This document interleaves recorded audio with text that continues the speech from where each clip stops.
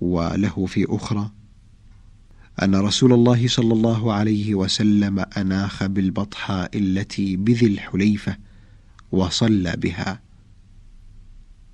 والمعرس موضع التعريس، وهو نزول المسافر آخر الليل نزلة للاستراحة. سئل عن جرح النبي صلى الله عليه وسلم يوم أحد فقال: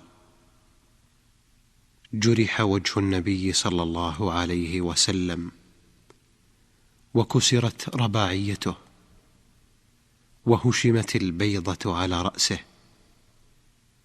فكانت فاطمة عليها السلام تغسل الدم وعلي يمسك، فلما رأت أن الدم لا يزيد إلا كثرة أخذت حصيرا فأحرقته حتى صار رمادا، ثم ألزقته فاستمسك الدم. رواه البخاري ومسلم. وعن عبد الله بن مسعود رضي الله عنه قال: كأني أنظر إلى النبي صلى الله عليه وسلم يحكي نبيا من الأنبياء ضربه قومه فأدموه وهو يمسح الدم عن وجهه ويقول: اللهم اغفر لقومي فإنهم لا يعلمون. رواه البخاري ومسلم. وعن أبي هريرة رضي الله عنه قال: قال رسول الله صلى الله عليه وسلم: اشتد غضب الله على قوم فعلوا بنبيه، يشير إلى رباعيته. اشتد غضب الله على رجل يقتله رسول الله صلى الله عليه وسلم في سبيل الله. رواه البخاري ومسلم. وعن عبد الله بن مسعود أن النبي صلى الله عليه وسلم كان يصلي عند البيت وأبو جهل وأصحاب له جلوس، إذ قال بعضهم لبعض: أيكم يجيء بسلى جزور بني فلان فيضعه على ظهر محمد إذا سجد؟ فانبعث أشقى القوم فجاء به، فنظر حتى سجد النبي صلى الله عليه وسلم، وضعه على ظهره بين كتفيه، وأنا أنظر لا أغير شيئا، لو كان لي منعه. قال: فجعلوا يضحكون ويحيل بعضهم على بعض، ورسول الله صلى الله عليه وسلم ساجد لا يرفع رأسه، حتى جاءته فاطمة فطرحت عن ظهره فرفع رأسه ثم قال: اللهم عليك بقريش، اللهم عليك بقريش، اللهم عليك بقريش. فشق عليهم إذ دعا عليهم. قال: وكانوا يرون أن الدعوة في ذلك البلد مستجابة، ثم سمى: اللهم عليك بأبي جهل، وعليك بعتبة بن ربيعة، وشيبة بن ربيعة، والوليد بن عتبة، وأمية بن خلف، وعقبة ابن أبي معيط. وعد السابع فلم يحفظ. قال: فوالذي نفسي بيده لقد رأيت الذين عد رسول الله صلى الله عليه وسلم صرعى في القليب قليب بدر. رواه البخاري ومسلم. عن سعد بن أبي وقاص رضي الله عنه أن رسول الله صلى الله عليه وسلم قال: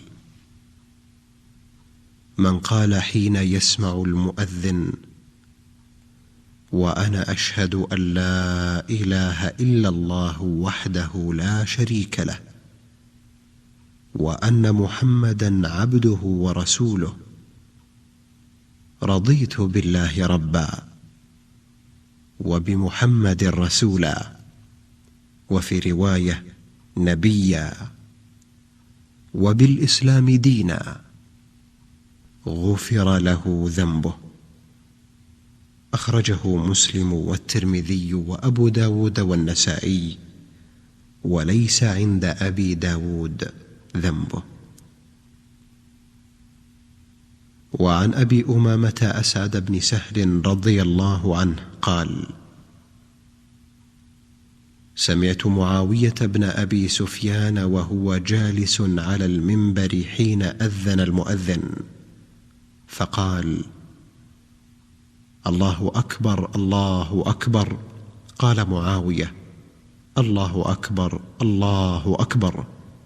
قال: أشهد أن لا إله إلا الله. قال معاوية: وأنا. قال: أشهد أن لا إله إلا الله. قال معاوية: وأنا. قال: أشهد أن محمدا رسول الله. قال معاوية: وأنا. قال: أشهد أن محمدا رسول الله. قال معاوية: وأنا. فلما أن قضى التأذين قال: يا أيها الناس، سمعت رسول الله صلى الله عليه وسلم على المنبر حين أذن المؤذن يقول مثل ما سمعتم من مقالتي. وفي رواية أنه سمع معاوية يوما وسمع المؤذن فقال مثله إلى قوله: وأشهد أن محمدا رسول الله. وفي أخرى أنه لما قال حي على الفلاح قال: لا حول ولا قوة إلا بالله. ثم قال: هكذا سمعنا نبيكم يقول. أخرجه البخاري. وعن عائشة رضي الله عنها أن النبي صلى الله عليه وسلم كان إذا سمع المؤذن يتشهد قال: وأنا وأنا. أخرجه أبو داود. وعن أبي سعيد الخدري رضي الله عنه أن رسول الله صلى الله عليه وسلم قال: إذا سمعتم النداء فقولوا مثل ما يقول المؤذن. أخرجه الجماعة. وعن ابن عباس رضي الله عنهما قال: قال رسول الله صلى الله عليه وسلم: من أذن 7 سنين محتسبا كتب الله له براءة من النار. أخرجه.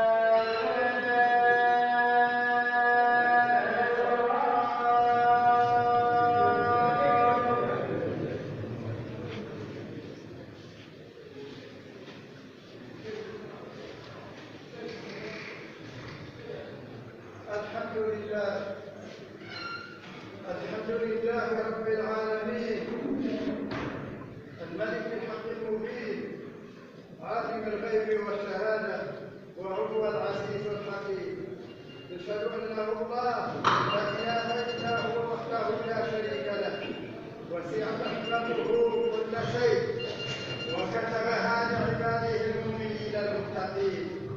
واشهد ان سيدنا ونبينا محمدا عبده ورسوله ومجتباه وحبيبه صلى الله عليه وعلى اله وصحابته اجمعين والتابعين لهم باحسان الى يوم الدين. اما بعد، ايها الاخوه المؤمنون، جاء في الحديث الذي رواه ابو هريره واخرجه البخاري ان رسول الله صلى الله عليه وسلم قال: سبعه يظلهم الله تعالى في ظله يوم لا ظل الا ظله، ومنهم رجل قلبه معلق بالمساجد. ومما جاء في احدى رواياته: إذا خرج منه حتى يعود إليه.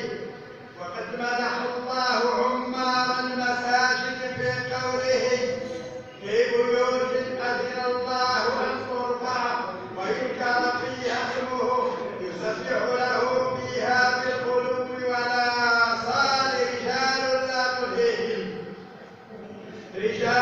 تلهيهم تجارة ولا بيع عن ذكر الله وإقام الصلاة وإيتاء الزكاة إلى آخر الآية. ولا شك أن كل مؤمن يتمنى أن يرزقه الله فضل هذا التعلق بالمساجد، أي محبتها حبا شديدا. قال بعض الفضلاء: المقصود طول الملازمة بالقلب حتى يعود إليها. وقالوا: من كانت هذه صفته فهي دليل على قوة صلته بربه عز وجل، لأن المساجد بنيت لتؤدى فيها الفريضة جماعة. ومن حسن الظن بعباد الله أن نفترض أن كل غيور على الدين بهذه المملكة الشريفة يهمه أمر المساجد أن تقوم وتبنى وتجهز ويكون فيها الأئمة والخطباء والمؤذنون والوعاظ، وأن تقام فيها الصلوات، وأن تقام فيها الصلوات ويقرأ فيها القرآن صبحا وعشيا. هكذا جرت الأمور على امتداد الزمن في بلدنا إلى أن حل بنا هذا الوباء المعدي، فتقرر إغلاق المساجد على أساس فتوى من علماء الأمة استلهموها من نصوص الشرع التي تؤكد على ضرورة حفظ الأبدان وعلى تقديم دفع المضرة على جلب المصلحة. وقد ذكرت الفتوى بأن الخوف من هذا الوباء ينتفي معه شرط الطمأنينة في الصلاة.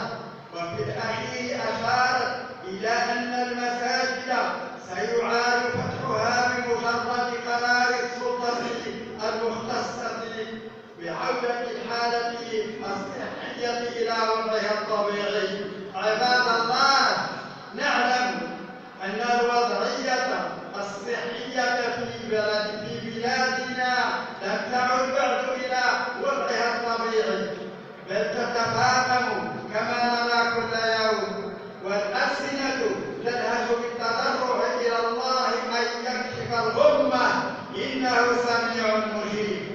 ومع ذلك فقد أعيد فتح عدد من المساجد للصلوات الخمس منذ 3 أشهر، وتعبأت بمواكبة هذه العملية جميع السلطات المعنية، والتزم فيها رواد بيوت الله جزاهم الله خيرا بالاحترازات الصحية الضرورية، بحيث لم يتعدى عدد المساجد التي أعيد إغلاقها 30 مسجدا بسبب الإصابات. وها هي مساجد أخرى يتم فتحها والحمد لله لتقام فيها الصلوات الخمس وصلوات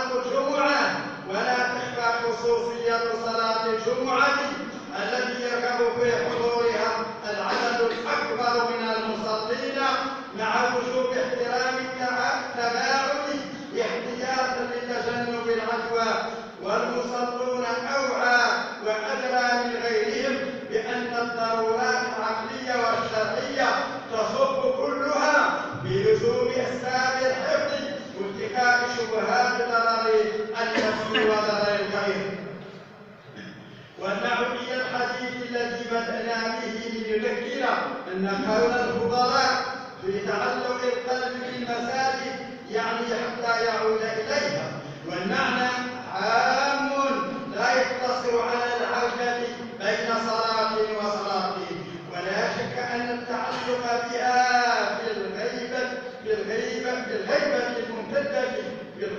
الممتدة لمثل هذه الضرورة لما فيها من تلهف وتصبر هو أبلغ عند الله لنيل ذلك الفضل العظيم. جعلنا الله وإياكم ممن أحسن النية وآمن بالقضاء وممن كتب له الظل يوم لا ظل إلا ظله. اللهم وفقنا لعمارة المساجد والاقتصاد بكتابك وسنة نبيك، واجعلنا من الشاكرين لأنعمك الذاكرين لآلائك العاملين المخلصين بطاعتك وطاعة رسولك المشمولين بقولك الكريم، والذين آمنوا وعملوا الصالحات لندخلنهم في الصالحين آمين. وآخر دعوانا أن الحمد لله رب العالمين.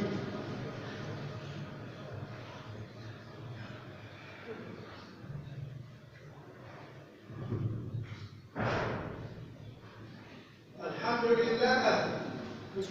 لله كما ينبغي لجلال وجهك وعظيم سلطانك لا نحصي ثناء عليه هو كما أثنى على نفسه، والصلاة والسلام على سيدنا محمد وعلى آله وصحبه وكل من تبعه واهتدى بهديه. أيها المؤمنون، إن المسجد الإسلام منبع الخير كله، فيه نصلي ونتعلم ونسمع الموعظة الحسنة، وهو مع كل هذا مكان جماعة المسجد نواة المجتمع في الروابط المبنية على المحبة والتقوى والتواد والمواساة، جماعة كل المصلين الذين يغسلون المسجد ومعظمهم تربطهم أواصر الجوار في أحياء المدن والقرى، أواصر يفترض فيها أن تفضي إلى التناصح والتعاون والمؤمن قوي بأخيه. ومن أولى ما تتسم به جماعة المسجد حثها على التجيل في إطار ثوابت الأمة الدينية العملية والمذهبية والروحية والوطنية، ولا شك أن هذا البنيان المرصوص مما ينبغي أن يتحدثه السادة الأئمة والخطباء، لأنهم رأس جماعة المسجد بالمعنى الصحيح الذي أشرنا إليه، وفي ذلك الحرص والتعهد عملا بقوله تعالى: وأن المساجد لله فلا تدعوا مع الله أحدا. ومن ثم كانت رسالة المسجد عظيمة في الإسلام، فهو مكان اجتماع المسلمين وموضع إقبالهم على ذكر الله بالتسبيح والتحميد والتهليل والتكبير وتلاوة القرآن والتفقه في الدين، وهو لذلك أساس هدايتهم لكل خير وصلاح وسر طمأنينتهم في نفوسهم. يأتي إليه المسلم طاهر القلب والمذهب، خالص النفس والمحبر، خالص النية، نقي السريرة، يملأ قلبه إحساس بالخشوع والخضوع والإجلال والتواضع لله المتعال، ويكبر نفسه شعور بالسكينة والاطمئنان، ويخارج روحه ومشاعره يقين بأنه في ضيافة الله الكريم الرحمن في العزة والجلال والإكرام. عليه الصلاة والسلام: ألا أدلكم على ما يمحو الله به الخطايا؟ قالوا: بلى يا رسول الله. قال: إسباب الوضوء على المكاره، وكثرة الخطى إلى المساجد، وانتظار الصلاة بعد الصلاة، فذلك الرباط. كررها صلى الله عليه وسلم 3 مرات، رواه الإمام مسلم. وصل اللهم وسلم وبارك على سيدنا محمد وعلى آل سيدنا محمد كما صليت وباركت على سيدنا إبراهيم وعلى آل سيدنا إبراهيم في العالمين إنك حميد مجيد. وارض اللهم عن صحابة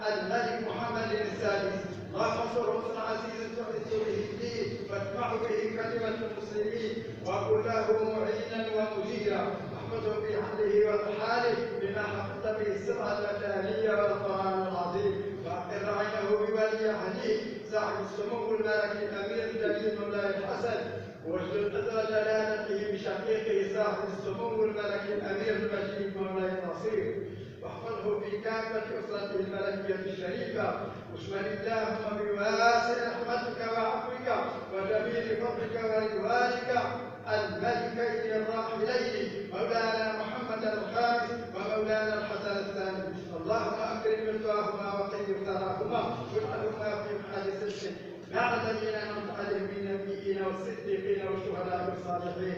ربنا لا تزغ قلوبنا بعد إذ هديتنا وهب لنا من لدنك رحمة إنك أنت الوهاب. ربنا إنك تعلم ما نخفي وما نعلي وما يخفى على الله من شيء في الأرض ولا في السماء. سبحان ربك رب العزة عما يصفون وسلام على المرسلين والحمد لله رب العالمين. ويغفر الله لنا.